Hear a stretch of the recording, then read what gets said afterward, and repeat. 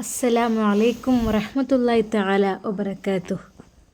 ഫോണിൻ്റെ ബെല്ലടി കേട്ടുകൊണ്ടാണ് നൂർ ഫാത്തിമ അന്ന് ഉച്ചമയക്കത്തിൽ നിന്ന് ഉണർന്നത്.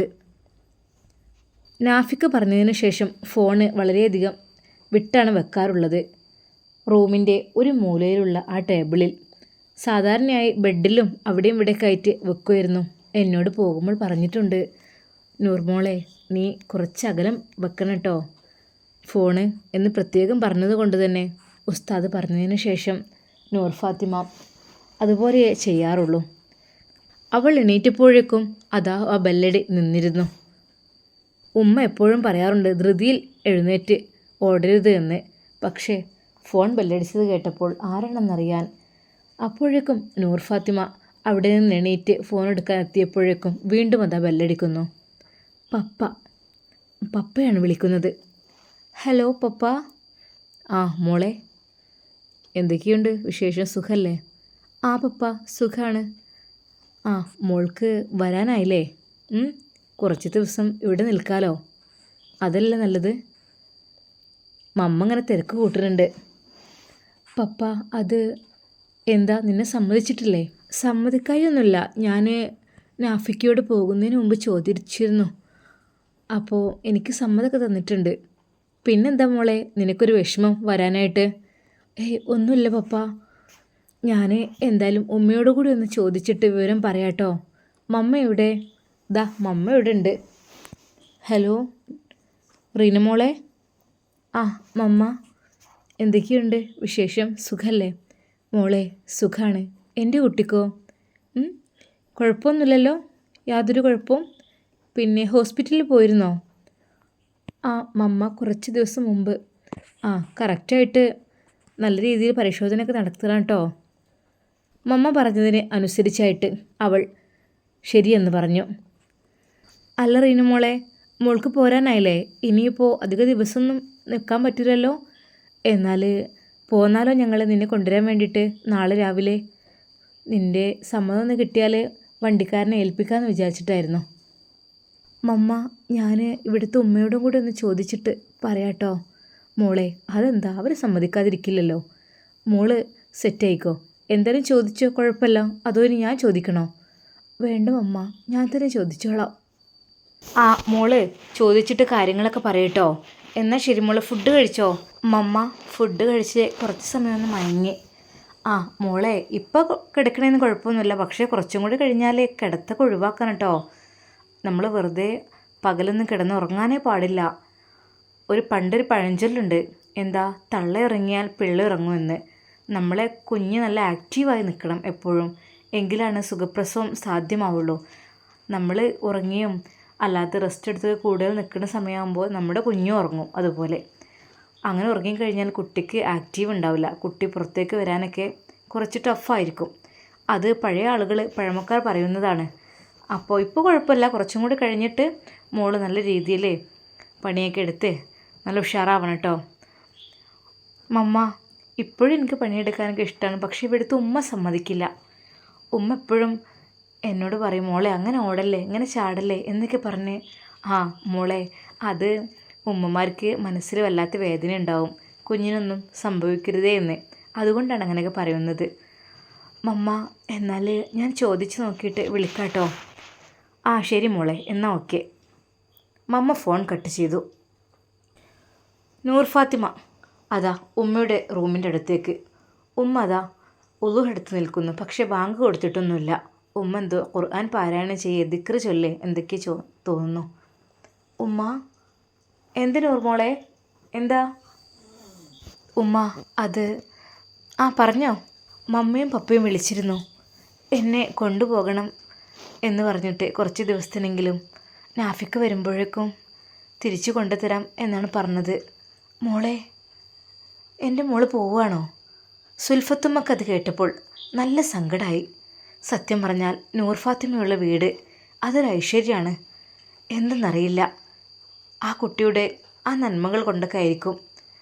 അവളുണ്ടാകുമ്പോൾ വല്ലാത്തൊരു റാഹത്താണ്. മറ്റേതിടക്കിടക്കൊരു ടെൻഷനും പേടിയും ഒക്കെ ആയിരുന്നു. പക്ഷേ അവളുള്ളപ്പോൾ അതില്ലെന്നെ. അവളുള്ള വീട് വല്ലാത്തൊരു സുഖമുള്ള വീടാണ്. ഉമ്മ ഒരു നിമിഷം അത് ചിന്തിച്ചു. എന്തോ ഉമ്മ? എന്താണ് ഉമ്മയുടെ അഭിപ്രായം?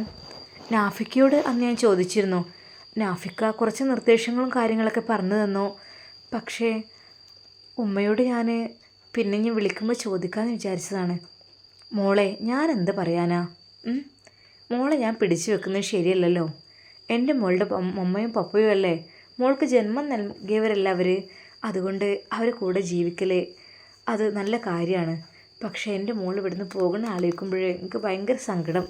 എൻ്റെ നൂറുമോളെ, സത്യമായിട്ടും ഉമ്മ എന്തായാലും ഇന്ന് വിവരം തരാൻ പറഞ്ഞിട്ടുണ്ട്. അത് കേട്ട് ഉമ്മയുടെ കണ്ണുകൾ നിറഞ്ഞു. ഉമ്മ എന്തിനു കരയുന്നത്? മോളെ, കരയല്ല, മനസ്സിൻ്റെ വേദന അത് കണ്ണിലൂടെ ഒഴുകുകയാണ്. ഹേയ് ഉമ്മ, കരയണ്ട. ഞാൻ കുറച്ച് ദിവസത്തിനുള്ളിൽ തിരിച്ചു വരുമല്ലോ. നാഫിക്ക് വരുമ്പോഴേക്കും ഞാൻ തിരിച്ചെത്തും ഇൻഷാ അല്ലാ. പെരുന്നാളിന് മുമ്പായിട്ട് ഞാൻ ഇങ്ങോട്ട് തന്നെ വരും. മോളെ, എന്തെന്നറിയില്ല, ഇത്രയും ദിവസം നീ എൻ്റെ അടുത്ത് നിന്നിട്ട് തിരിച്ചു പോകുമ്പോൾ വല്ലാത്തൊരു സങ്കടം തോന്നുന്നു എനിക്ക്. ഉമ്മ കരയണ്ട, ഞാൻ തിരിച്ചു വരും. മോളെ, പോകണ്ടെന്നോ അല്ലെങ്കിൽ പിന്നെ പോകാമെന്നോ ഞാൻ പറയുന്നില്ല. അതിന് ഏറ്റവും പറ്റിയ ദിവസം ഇതൊക്കെ തന്നെയാണ്. പക്ഷേ എന്തോമ്മ, അല്ലേ, ഇബാദത്തുകൾ കൂടുതലായിട്ട് വർദ്ധിപ്പിക്കേണ്ട ദിവസങ്ങളാണ് ദുൽഹിജ്ജ 10 വരെ. അപ്പോൾ ഈ ഒരു സമയത്ത് എൻ്റെ മോൾക്ക് അവിടെ പോയാൽ എൻ്റെ മോളുടെ ഇബാദത്തും കാര്യങ്ങളും അതിനെക്കുറിച്ച് ആലോചിച്ചിട്ടാണ്. മമ്മ, അന്ന് പപ്പ പറഞ്ഞിരുന്നു മോൾക്കുള്ള എല്ലാം ഞാൻ സെറ്റാക്കിക്കൊണ്ട് മോളൊരു കാര്യത്തിന് വിഷമിക്കണ്ട എന്നൊക്കെ. മോളെ, അതൊക്കെ അവരുടെ മനസ്സ് നല്ലതായതുകൊണ്ടാണ്. അല്ലാതെ നമ്മളവിടെ പോയി എന്ന് കരുതിയിട്ട് നിസ്കാരം ഒഴിവാക്കാനോ ഖുർആൻ പാരായണം നിർത്താനോ ഒന്നും പാടില്ലല്ലോ. എൻ്റെ നൂർമോള് അതൊക്കെ കറക്റ്റായിട്ട് ചെയ്യുമെന്ന് എനിക്ക് നന്നായിട്ട് അറിയാം. എങ്കിലും ഈ ഉമ്മ പറയാണ്, മോളെ നിസ്കാരം നിലനിർത്തണം, ഖുർആൻ പാരായണം ചെയ്യണം. നമ്മളെ വീട്ടിൽ നീ കഴിയുന്ന പോലെ തന്നെ അവിടെയും കഴിയണം എന്ന് കരുതി അവർക്കൊന്നും ബുദ്ധിമുട്ട് ഉണ്ടാക്കുന്ന രീതിയിലാവരുത്. എല്ലാം ഒതുങ്ങിക്കൂടി അള്ളാഹുവിനോട് മാത്രം പറയുന്ന രീതിയിൽ അവർക്ക് യാതൊരു ബുദ്ധിമുട്ടും എൻ്റെ മോള് ആക്കരുത്. ഉമ്മ, ഇല്ല. എന്നാൽ വിളിച്ചോ, നാളെ വരാൻ പറഞ്ഞോ കേട്ടോ. ഉമ്മ കണ്ണീർ തോത്തി. സത്യം പറഞ്ഞാൽ നൂർ ഫാത്തിമയ്ക്ക് ഉമ്മയുടെ ആ ദയനീയ അവസ്ഥ കണ്ടിട്ട് വല്ലാത്തൊരു സങ്കടമാണ് വന്നത്. ഉമ്മ, ഞാൻ പോകുന്നതിൽ എൻ്റെ ഉമ്മക്ക് വിഷമമുണ്ടോ? എൻ്റെ ഉമ്മക്ക് വിഷമമുണ്ടോ? അവൾ ഉമ്മയുടെ കവിളിൽ തൊട്ടുകൊണ്ട് ചോദിക്കുന്നു. ഉമ്മ അവളെ ചേർത്ത് പിടിച്ചുകൊണ്ട് പറയുന്നു, നൂർമോളെ, വിഷമമുണ്ട്, എനിക്ക് നന്നായിട്ട് വിഷമമുണ്ടടി. സത്യമാണ്, എനിക്ക് നീ അല്ലാതെ ഇവിടെ നിൽക്കുക എന്ന് പറഞ്ഞാൽ ഭയങ്കര സങ്കടമാണ്. പക്ഷേ അതിനേക്കാളും നിനക്ക് ഇപ്പോൾ സന്തോഷം തരാൻ മറ്റ് 2 പേര് കൂടിയുണ്ട്, നിൻ്റെ മമ്മയും പപ്പയും. അവരെ വെറുക്കാൻ പാടില്ല, അവർ വിളിച്ചാൽ പോകാതിരിക്കാൻ പാടില്ല. അവർ നിൻ്റെ മാതാപിതാക്കളാണ്. മാതാപിതാക്കൾക്ക് ജാതിയെന്നോ മതമെന്നോ അങ്ങനെയൊന്നുമില്ല. അവരെന്നും നിൻ്റെ പെറ്റുമ്മയും നിൻ്റെ ഉപ്പയുമാണ്. അതെ, അവർ എന്നും അതങ്ങനെ തന്നെ. ഒരിക്കലും മതം മാറി എന്നതിൻ്റെ പേരിൽ അവരല്ലാതെ ഇരുന്നിട്ടില്ല. അതുകൊണ്ട് എൻ്റെ നൂർ ഫാത്തിമ പോകണം. എനിക്ക് സങ്കടമുണ്ട്, നല്ല വേദനയുണ്ട്. സാരമില്ല, എങ്കിലും അവരുടെ മനസ്സും സന്തോഷിപ്പിച്ചാലാണ് മോളെ നിനക്ക് ദുആ വരികയുള്ളൂ. അതെ, അത് നമ്മൾ ശ്രദ്ധിക്കണം. മാതാപിതാക്കളെ ഒരിക്കലും വിഷമിപ്പിക്കാൻ പാടില്ല. ആ ദുആ കിട്ടിക്കഴിഞ്ഞാൽ നമ്മൾ രക്ഷപ്പെട്ടു. അതാണ് വേണ്ടത്. നൂർ ഫാത്തിമയും പഠിച്ചിട്ടുണ്ട് മാതാപിതാക്കളെക്കുറിച്ച്. അതെ, ഉമ്മയുടെ കാൽപാദം സ്വർഗമാണെന്ന് പറഞ്ഞ മുത്ത് ഹബീബ് സല്ലല്ലാഹു അലൈഹി വസല്ലം. അതെ, ആ തിരുചര്യ പിൻപറ്റി ജീവിക്കണം, തിരുസുന്നത്തുകൾ മുറുകെ പിടിക്കണം. അതാണ് ഞാനും ആഗ്രഹിക്കുന്നത്. ഞാൻ എൻ്റെ മാതാപിതാക്കളുടെ അടുത്തേക്ക് പോകാൻ വേണ്ടി നിൽക്കുകയാണ്. അതിനുവേണ്ടി ഇനിതാ ഞാൻ വിളിക്കുന്നു. അവൾ മമ്മയുടെ ഫോണിലേക്ക് വിളിക്കുന്നു. റീനമോൾ വിളിക്കുന്നുണ്ട് കേട്ടോ. ഹലോ മോളെ, എന്തായി? മമ്മ നാളെ രാവിലെ വന്നോളൂ കേട്ടോ. ഞാൻ വരാം നിങ്ങളുടെ കൂടെ. എൻ്റെ കർത്താവേ, നീ രക്ഷിച്ചു. ഞാൻ പ്രാർത്ഥിച്ചുകൊണ്ടിരിക്കുകയായിരുന്നു, എൻ്റെ കൊച്ചിനെ എനിക്ക് കിട്ടിയിരുന്നെങ്കിൽ കുറച്ച് ദിവസങ്ങളിൽ ഒന്ന്.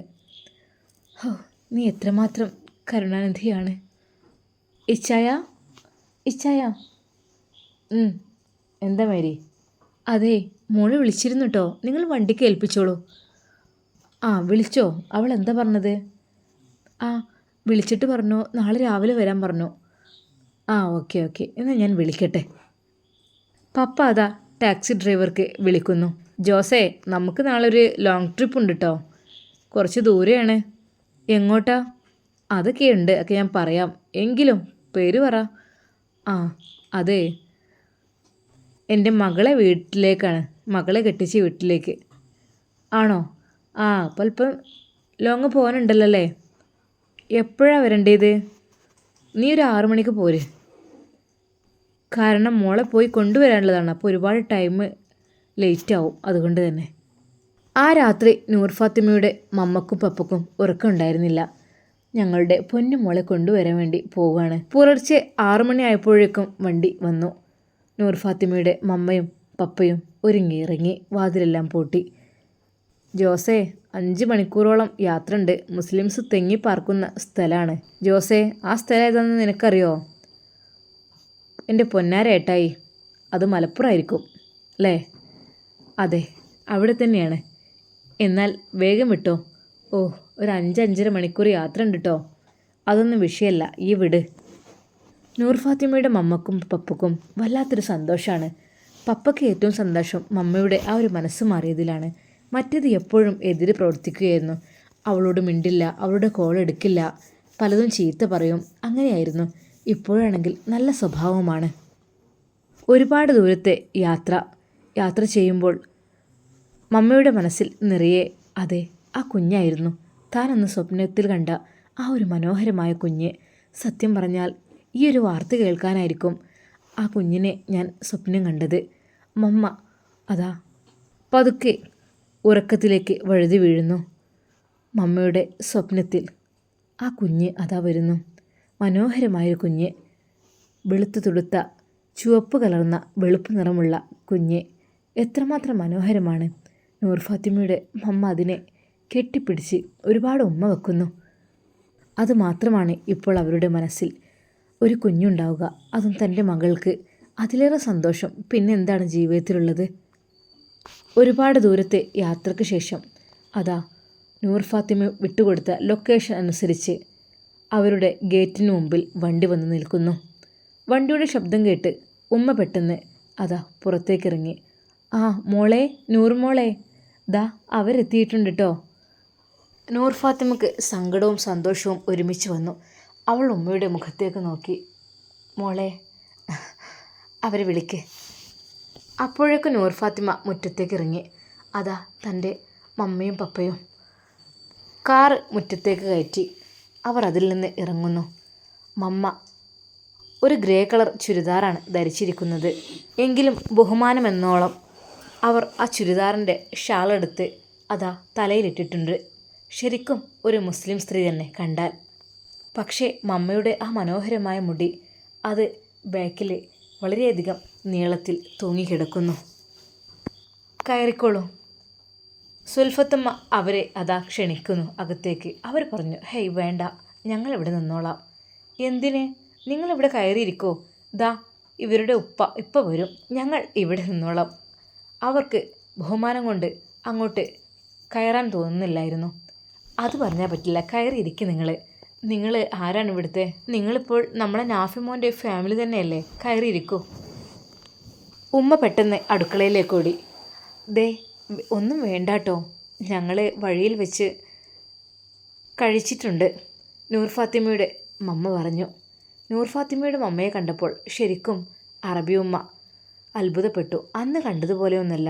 അന്ന് കണ്ടപ്പോൾ എന്തൊക്കെയൊരു മുഷിപ്പായിരുന്നു. പക്ഷേ ഇപ്പോഴിതാ മൊത്തത്തിലൊരു സുന്ദരിയായിട്ടുണ്ട്.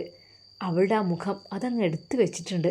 ശരിക്കും നൂർ ഫാത്തിമയുടെ ഛായ അവരുടെ മുഖത്ത് നിഴലിച്ചു. ശരിക്കും അവരുടെ മുഖത്ത് നിന്ന് സുൽഫത്തുമ്മക്ക് കണ്ണെടുക്കാനേ തോന്നുന്നില്ല. അത്രക്കും മനോഹരമായൊരു സ്ത്രീ. അതെ, എൻ്റെ മരുമകളെ പ്രസവിച്ചതാണല്ലോ അവർ. എൻ്റെ നൂർ ഫാത്തിമ അത്രക്കും ഭംഗിയാവാൻ തന്നെ കാരണം അത് ഈ അമ്മ പ്രസവിച്ചത് കൊണ്ട് തന്നെ ആയിരിക്കും. അപ്പോഴേക്കും ഉമ്മ അതാ അവർക്കുള്ള ജ്യൂസെല്ലാം എടുത്തു കൊണ്ടുവരുന്നു. നൂർ ഫാത്തിമയും പെട്ടെന്ന് ഉമ്മയെ ഹെൽപ്പ് ചെയ്യാൻ പോയപ്പോൾ ഉമ്മ പറഞ്ഞു, വേണ്ട നൂർ മോളെ, മോളവിടെ ഇരിക്കേ, ഇനിയിപ്പോൾ പണിയൊന്നും ചെയ്യണ്ട, ഇതിപ്പോൾ എനിക്കുള്ളത് തന്നെ ഉള്ളൂ. ആ തണുത്ത ജ്യൂസ് അവർക്ക് നേരെ അതാ നീട്ടി. അവർ അത് കുടിച്ചു. മോളെ, എന്നാൽ നമുക്ക് ഇറങ്ങിയാലോ? നൂർ ഫാത്തിമയുടെ മമ്മ. ഉമ്മ, എന്നാൽ ഞാൻ. മോളെ, അല്ല, ഞാൻ പത്തിരിയും ചിക്കൻ കറിയും ഉണ്ടാക്കിയിട്ടുണ്ട്, അത് കഴിച്ചിട്ട് പോകാം. സുൽഫത്തുമ്മ അപ്പോഴേക്കും ടേബിളിൽ അതെല്ലാം സെറ്റാക്കിയിരുന്നു. നൂർ ഫാത്തിമയുടെ മമ്മ പറഞ്ഞു, വാവ്, ഇത് നല്ല സ്പെഷ്യലാണല്ലേ, മലപ്പുറം സ്പെഷ്യലായിരിക്കുമല്ലേ ഈ പത്തിരി? ഇത് ഞങ്ങൾ ആ ഭാഗത്തുനിന്ന് ഉണ്ടാക്കിയാൽ തീരെ നന്നാവില്ല, അത് മാത്രമല്ല ആരും അങ്ങനെ ഉണ്ടാക്കാറില്ല. നല്ല നൈസ് പത്തിരി, നല്ല പെർഫെക്റ്റ്, സൂപ്പറാണ്, അടിപൊളി. കഴിച്ചോളി, നിങ്ങൾക്ക് വേണ്ടി ഉണ്ടാക്കിയത് തന്നെയല്ലേ, നന്നായിട്ട് കഴിച്ചോളി. ചിക്കൻ കറി വറുത്തരച്ചതിൻ്റെ കൂടെ ബീഫ് വരട്ടിയതും ഉണ്ടായിരുന്നു. പക്ഷേ സുൽഫത്തുമ്മക്ക് ഒരു മടി. പഠിച്ചോനെ, ബീഫ് വരട്ടിയത് ഇവർ കൂട്ടില്ലായിരിക്കും. സാധാരണയായിട്ട് ചില ഹിന്ദുസൊന്നും അങ്ങനെ കൂട്ടില്ലല്ലോ. ഇതിപ്പോൾ എന്താന്നാവോ? നൂർമോളോടൊന്ന് ചോദിച്ചു നോക്കാം. നൂർമോളെ, നൂർമോൾ. ആ, എന്തോ ഉമ്മ? പതുക്കെ വന്നാൽ മതി, ഓടൊന്നും വേണ്ട. അതെ, ബീഫ് വരട്ടിയതുണ്ട്, അത് കഴിക്കാറുണ്ടോ? കഴിക്കാൻ പറ്റുമോ? ഉമ്മ, അതിനെന്താ? ക്രിസ്ത്യൻസ് എന്ന് പറഞ്ഞാൽ ബീഫിൻ്റെ ആളുകളല്ലേ. ഹോ, അവർക്ക് ബീഫ് കഴിച്ചിട്ടേ ഉള്ളൂ, മറ്റൊന്നും. അപ്പോഴാണ് ഉമ്മാക്ക് സമാധാനമായത്. ഉമ്മ അതാ ഒരു പ്ലേറ്റിൽ ബീഫ് വരട്ടിയത് കൊണ്ട് വെക്കുന്നു. അതിൽ പപ്പ മമ്മയെ കളിയാക്കിക്കൊണ്ട് പറഞ്ഞു, ഇവളെ ബീഫിൻ്റെ ആളാണ്, എവിടെ കാണുകയാണെങ്കിലും അവൾക്ക് ബീഫ് അവൾക്ക് മസ്റ്റാണ്. അത് എന്തൊരു ഫങ്ഷനായാലും കാര്യങ്ങളായാലും ബീഫ് വരട്ടിയത് ഒരു രക്ഷയില്ല. അവരെല്ലാവരും സന്തോഷത്തോടു കൂടി ചായ കുടിക്കുകയാണ്. ഉമ്മ കുറേ പറഞ്ഞു, മോളെ, നൂർമോളെ, അവിടെ ഇരുന്നോ. ഉമ്മ, ഞാൻ ഇവിടെ ഇരുന്നോളാം, അകത്ത്. അതെന്താ മോളെ? അവിടെ ആ ഡ്രൈവറുണ്ട്, എന്നോട് നാഫിക്ക പറഞ്ഞിരുന്നു, നൂർമോളെ, നിൻ്റെ മുഖം നീ ആരെയും അന്യപുരുഷന്മാരെയും ഒന്നും കാണിക്കരുത് എന്ന്. അതുകൊണ്ട് ഉമ്മ, ആ ഒരു വാക്കിന് തെറ്റായി പോവില്ലേ ഞാനങ്ങനെ ചെയ്യുമ്പോൾ? ആ, ശരിയാണ് മോള് പറഞ്ഞതാ, മോള് ഇവിടെ ഇരുന്ന് കഴിക്കുന്നാൽ കഴിക്കാതെ പോകണ്ട കേട്ടോ. അപ്പോഴേക്കും ഉമ്മ അവൾക്ക് പത്തിരിയും ചിക്കൻ കറിയും ഇറച്ചി വരട്ടിയതും എല്ലാം കൊടുത്തു. ഉമ്മ, മതി എനിക്ക്, മോളെ കഴിക്ക്. അതാ സുൽഫത്തുമ്മ സ്നേഹത്തോടെ തൻ്റെ പൊന്നു മരുമകളെ തീറ്റിപ്പോറ്റുന്നു. ആ ഒരു രംഗം കണ്ടുകൊണ്ട് അതാ നൂർ ഫാത്തിമയുടെ മമ്മ വരുന്നു. മമ്മക്ക് അത് കണ്ടപ്പോൾ ശരിക്കും സന്തോഷമായി. കാരണം എൻ്റെ മോൾക്ക് ഇത്രയും നല്ല കെയറിങ്ങും കാര്യങ്ങളും ഉള്ള വീട് അത് വേറെ എവിടെയെങ്കിലും ഉണ്ടാവില്ല. മോളെ, എടുക്കാനുള്ളതൊക്കെ എടുത്തോ? ആ മമ്മ, എല്ലാം എടുത്തിട്ടുണ്ട്. അപ്പോഴേക്കും നൂർ ഫാത്തിമ ഡ്രസ്സ് ചേഞ്ച് ചെയ്യാൻ വേണ്ടിയിട്ട് അവളുടെ റൂമിലേക്ക് കയറി. ആ റൂമിലേക്ക് കയറിയപ്പോൾ അവൾക്ക് അത് തൻ്റെ ഉസ്താദിൻ്റെ ആ ഒരു സ്മെല്ല് അനുഭവപ്പെടുകയാണ്. അല്ലാ, എൻ്റെ ഇക്കയുടെ റൂമിൽ നിന്ന് ഞാൻ പോകുകയാണ്. എനിക്ക് എൻ്റെ ഇക്കയുടെ ആ ഒരു സ്മെല്ല് ഇവിടെ തങ്ങി നിൽക്കുന്നതായിട്ട് ഉണ്ട്. അല്ലാഹുവേ, എൻ്റെ പ്രിയപ്പെട്ട ഇക്കയെ നീ കാത്തു രക്ഷിക്കണേ അല്ലാ. തൻ്റെ പ്രിയപ്പെട്ട ഉസ്താദിൻ്റെ സ്മെല്ലുള്ള ആ റൂമിൽ നിന്ന് നൂർ ഫാത്തിമക്ക് ഇറങ്ങിപ്പോരാൻ അത്രയ്ക്ക് മടി തോന്നി. ഇല്ല, ഈ ഒരു സ്മെല്ലില്ലാതെ ഞാൻ എങ്ങനെ ജീവിക്കും? എത്രയായിട്ടും നൂർ ഫാത്തിമ റൂമിൽ നിന്ന് ഇറങ്ങാത്തത് കണ്ട് ഉമ്മ മുട്ടി വിളിച്ചു, മോളെ, മോളെ, നൂർ മോളെ, കഴിഞ്ഞില്ലേ? ഒരുപാട് ടൈമായില്ലടി, അവർ വെയിറ്റ് ചെയ്ത് നിൽക്കണേ. പോകുകയാണെങ്കിൽ വേഗം പോയിക്കോളി, ഇനി പറ്റ വൈകുന്നേരം നിൽക്കണ്ട. കാരണം എന്താണെന്ന് വെച്ചാൽ ഈ ഒരു സമയമാണ്, അതുകൊണ്ട് വല്ലാതെ വൈകണ അത്ര നല്ലതല്ല. പെട്ടെന്ന് എത്തിക്കിട്ടുകയാണെങ്കിൽ അതല്ല നല്ലത്. നൂർ ഫാത്തിമ അപ്പോൾ നിഖാബ് അണിയുകയായിരുന്നു. അതെ, തൻ്റെ ഇക്ക തന്നോട് പറഞ്ഞിട്ടുണ്ട്, എൻ്റെ നൂർമോളെ നിൻ്റെ മുഖം ഒരു അന്യപുരുഷനും കാണരുത് എന്ന്. അതുകൊണ്ട് തന്നെ നൂർ ഫാത്തിമ അത്രക്കും ഭദ്രമായി അറബിയുമ്മ ഗൾഫിൽ നിന്ന് തന്ന ആ ഒരു നെറ്റ് പോലുള്ള ഹിജാബ് ഇട്ടുകൊണ്ടാണ് ഇറങ്ങുന്നത്. ഉമ്മയോട് നൂർ ഫാത്തിമ യാത്ര പറയുകയാണ്. ഉമ്മ, ഞാൻ പോയിട്ട് വരട്ടെ കേട്ടോ, ഇൻഷാ അല്ലാ. മോളെ, എൻ്റെ കുട്ടി നല്ല രീതിയിൽ ഞാൻ പറഞ്ഞതുപോലെയൊക്കെ ചെയ്യാൻ കേട്ടോ. നമ്മുടെ ഇബാദത്തിൻ്റെ കാര്യത്തിൽ, ദീനിൻ്റെ കാര്യത്തിൽ യാതൊരു രീതിയിലുള്ള വിട്ടുവീഴ്ചയും ചെയ്യരുത് കേട്ടോ. അങ്ങനെ ചെയ്യാൻ പാടില്ല. എൻ്റെ നൂർമോളെ, എവിടെയായിരുന്നാലും ദീൻ മുറുകെ പിടിക്കണം കേട്ടോ, അത് മറക്കരുത്. അതാണ് ഈ ഉമ്മക്ക് നിന്നോട് പറയാനുള്ളത്. എൻ്റെ മോള് ഇനി ഇറങ്ങിക്കോളും. ഉമ്മ, അസ്സലാമു അലൈക്കും. വഅലൈക്കും അസ്സലാം വറഹ്മത്തുള്ളാഹി തആല വബറകാതുഹു. നൂർ ഫാത്തിമയെ ഉമ്മ കെട്ടിപ്പിടിച്ചു. അവളുടെ ആ ഒരു നെറ്റിയിൽ ഉമ്മ അതാ ചുംബിക്കുന്നു ഹിജാബിന് മുകളിലൂടെ. ഇൻഷാ അല്ലാ ഇതിൻ്റെ ബാക്കി ഭാഗം നാളെ കാണാം. നൂർ ഫാത്തിമയുടെ വീട്ടിൽ പോയാൽ എന്തായിരിക്കും സ്ഥിതി എന്നൊക്കെ നമുക്ക് കാത്തിരുന്ന് കാണാം. അതുവരേക്കും എല്ലാവർക്കും അസ്സലാമു അലൈക്കും വറഹ്മത്തുള്ളാഹി തആല വബറകാതുഹു.